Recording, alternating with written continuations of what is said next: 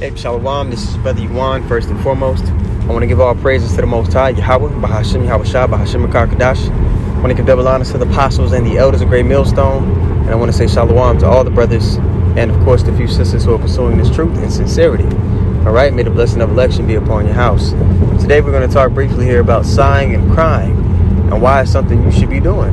Okay, let's go first.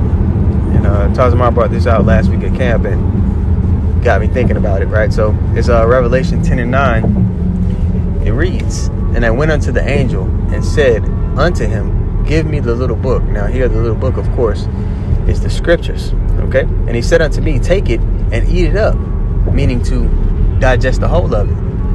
Read it. Blessed is he that readeth, as the book says, right? And it shall make thy belly bitter, but it shall be in thy mouth as sweet as honey. Now, why does this book make your belly bitter, but it's sweet in your mouth? All right.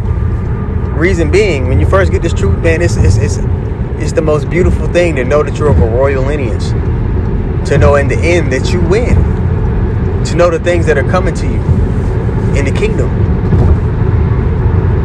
The immortality is coming to you. That perfection is coming to you. That's a beautiful thing to know. It's very sweet in your mouth. When you first eat something, it's in your mouth first. But when it goes into your stomach and it's digested, hey, I know a lot of you guys go to Iscarite spots and you eat their food. It tastes good, but you know later, your stomach gonna be all kind of twisty-turny. All right? So when you digest this word in the fullness of it, you realize the state that our people are in, the curses that we're under, the state that you're in. You come to terms with the fact that some people that's just not going to get it on this side. You come to terms with the fact that there are certain people that you love, that you're very close to, so-called family members, who their ultimate end is going to be death and destruction because the Lord has not given them the eye salve to see. All right, so let's finish this off. Revelation 10 and 10. "And I took the little book out of the angel's hand and ate it up, and it was in my mouth as sweet as honey. And as soon as I'd eaten it, my belly was bitter." This truth brings you sorrow, man. It's beautiful having this knowledge of self, but along with knowing you're an Israelite comes cursing, vexation, and sorrow. All right? The servant is not above his Lord. The scripture said that Yahweh Shah was a man acquainted with grief and sorrow. Actually, let me go get it.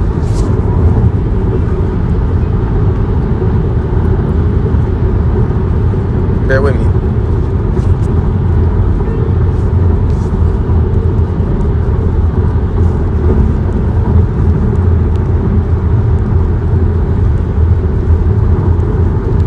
All right, so we're Isaiah 53 and 3. It reads.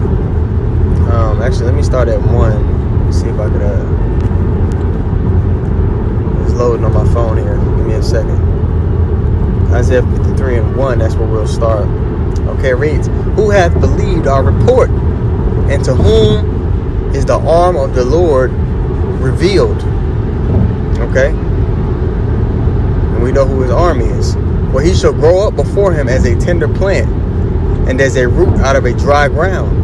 He hath no form, no comeliness, and when we shall see him, there is no beauty that we should desire him." Yahweh Shah came as a lowly man. Okay, in incarnations like Solomon, yeah, he was very glorious and things like that. But in that incarnation where he got it right, where he was that lamb without blemish,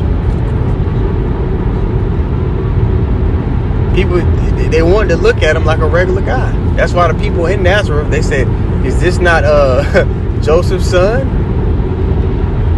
Okay, are not his brothers and his sisters with us?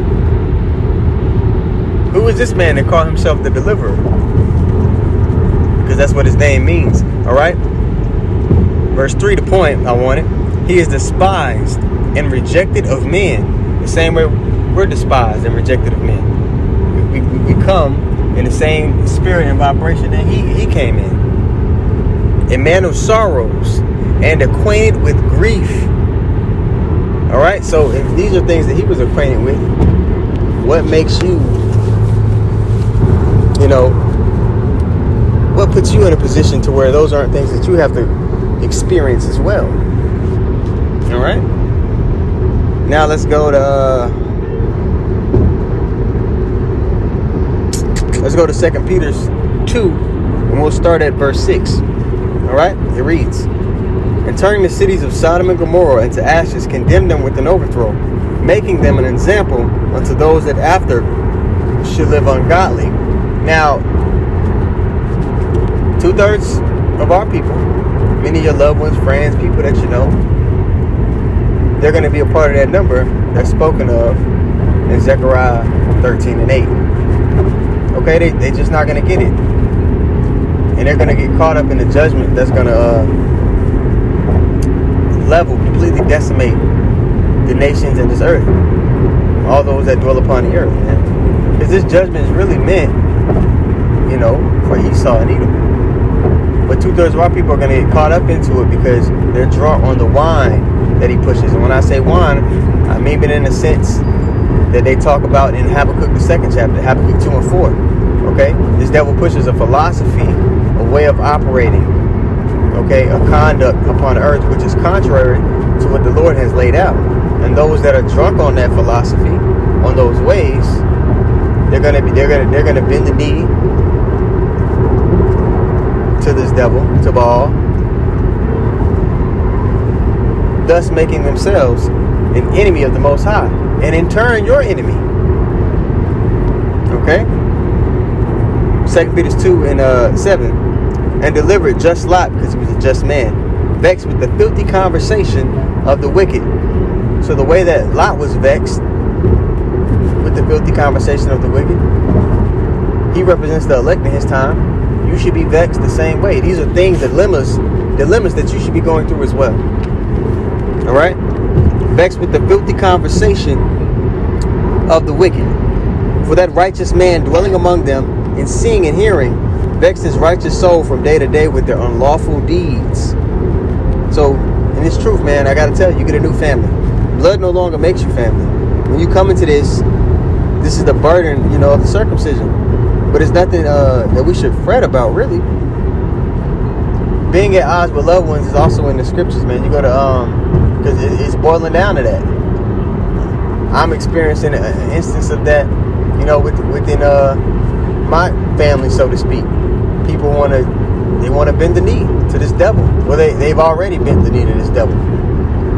And many of you are going through it as well, so you know what I mean. That division is coming. But it's prophesied also in the scriptures, man. Matthew 10 and 36. "And a man's foes shall be they of his own household. He that loveth father or mother more than me is not worthy of me. He that loveth son or daughter more than me is not worthy of me. And he that taketh not his cross and followeth after me is not worthy of me." Now, I'm just saying that you shouldn't love your loved ones and you shouldn't respect your parents. No, it's not saying that. It's saying that his ways, pursuing him should come so far above all those things, man, that it's no contest. All right? That's the walk that you should be walking. Okay? Verse 39, "He that findeth his life shall lose it." So those who are trying to make something of their life here on this side, that this is what's being prioritized in their life, things being good on this side, the Lord is saying those people are going to lose their life. All right? Let's read 39 again from the top. "He that findeth his life shall lose it, and he that loseth his life for my sake shall find it." You're going to be blessed with life eternal. A great deliverance, man. There are people walking upon the earth right now who are never going to taste of death. And you should be seeking to be a part of that number. Elder Manasseh Zagba said something funny in the lesson a couple weeks ago. He said, "Man, if I die, I'm going to be surprised as shit."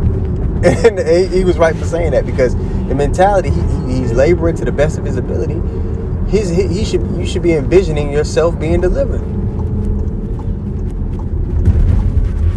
This is the path. Walk in it, man. So, if you want to be making your calling on election sure, you gotta have confidence. We're gonna have to have confidence here soon to step out on faith, step out on what the Lord told us. We gotta believe it.